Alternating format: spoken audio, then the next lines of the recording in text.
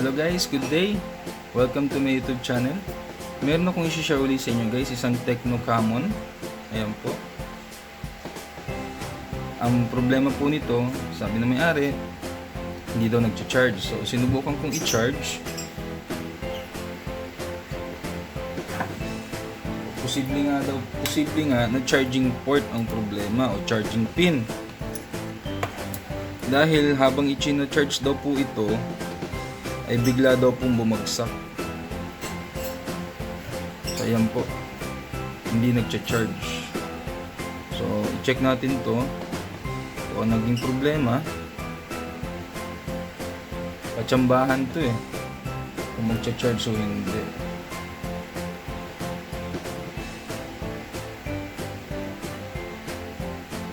So wala talaga guys.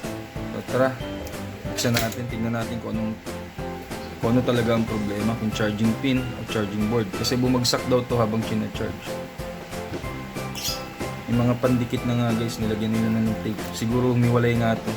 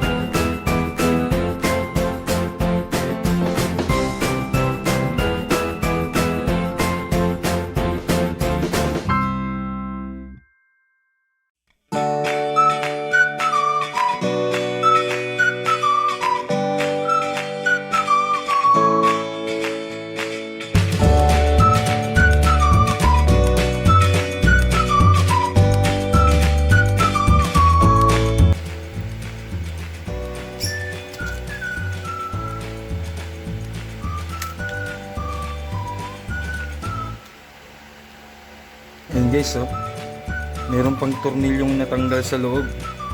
Posible guys na nabuksan na to, hindi ko lang alam kasi ayan po may tornilyo.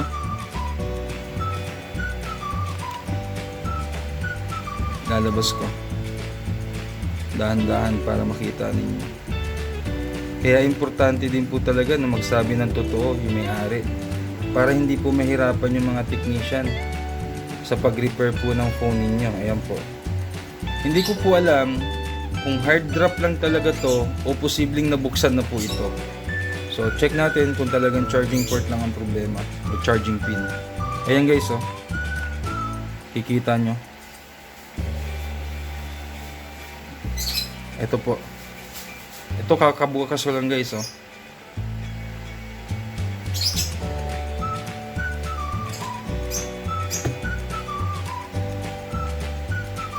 Ito po, naka-cover po ito dun sa may battery.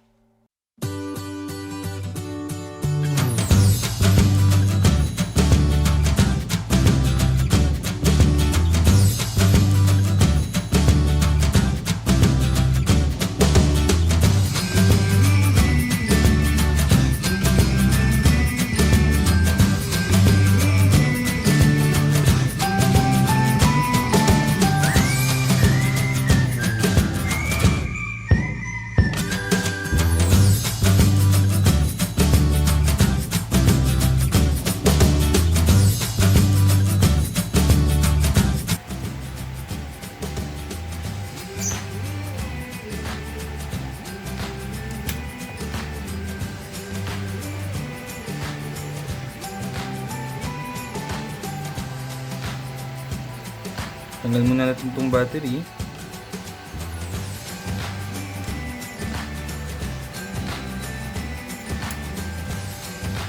So yan. Check natin kung hindi shorted yung board.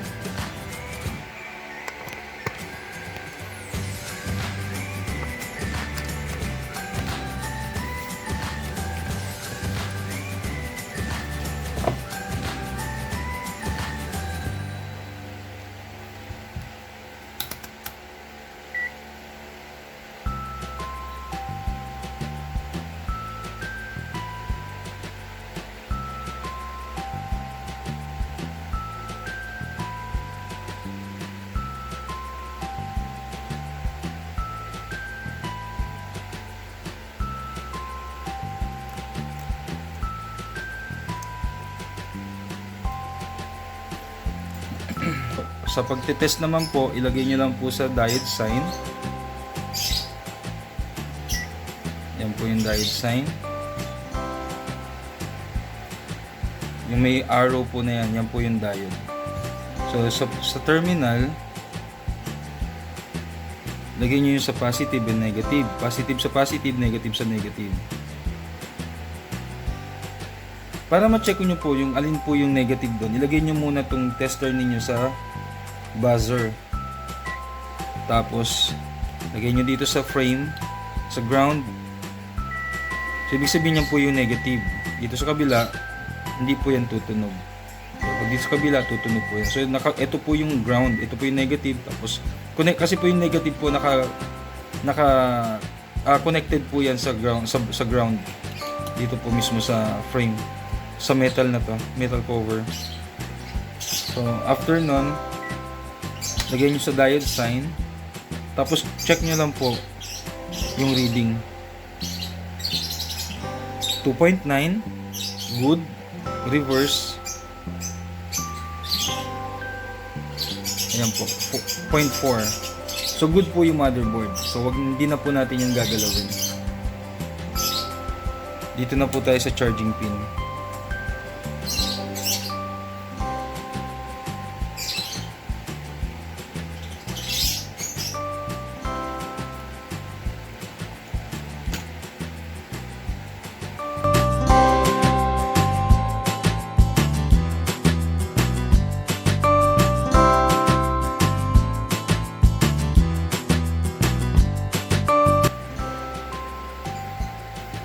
Bugbog na po yung charging port, charging pin. Ayan po, oh. Nadaanan na ng hinang. Kasi kung hindi pa po ito nagagalaw, dapat po malinis yan. So yun po yung sinasabi ko po, na napaka-importante po talaga na magsabi po ng totoo yung may-ari bago ipagawa. Para naman po kagaya namin, hindi po kami manghuhula. Ayan po, oh. Hindi malinis yung pagkakatrabaho. Hindi na po ito ang original na charging port ng phone na to. Kinonvert na po. Ayan po, hindi umabot yung pin.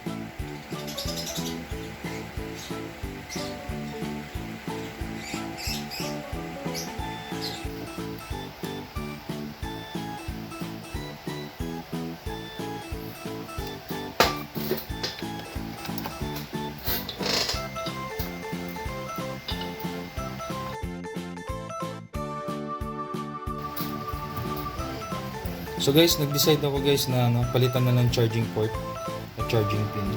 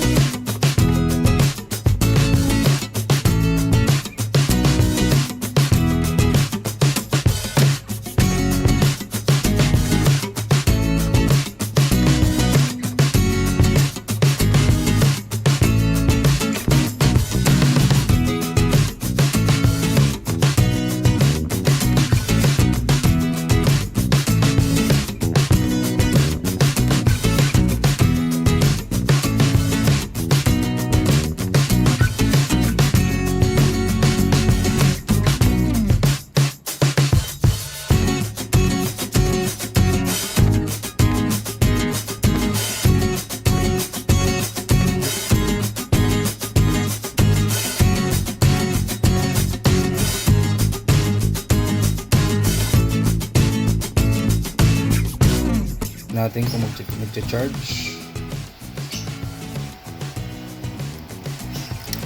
So yun guys, nagcha-charge na.